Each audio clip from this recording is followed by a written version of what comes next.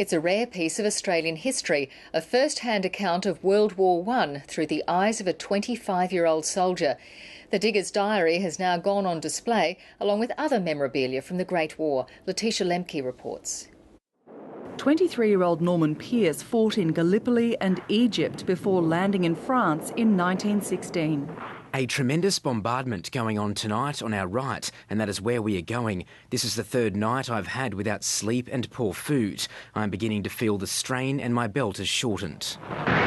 There were more than 500,000 casualties in the Allied forces in the Battle of the Somme alone, and after 5 months they'd advanced just 12 kilometres. Our boys were terribly cut up in the last charge and thousands of dead and wounded are lying between the trenches.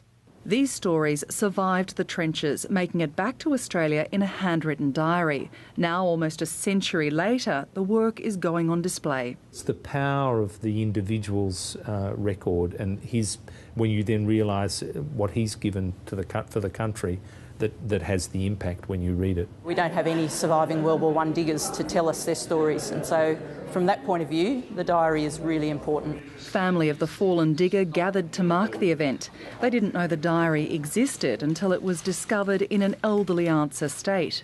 It just shows how he was scared at times, and then it shows a lighter side of him when he got to France. He was, talking about the French women and how lovely they were, but obviously they didn't measure up to the Australian women for him. The final entry is dated November 8th. War records show Norman Pearce was fatally wounded in the Battle of the Somme later that month. His body was never returned home, but his diary will now be transcribed and join a collection of more than 400 at the State Library. Letitia Lemke, ABC News, Sydney.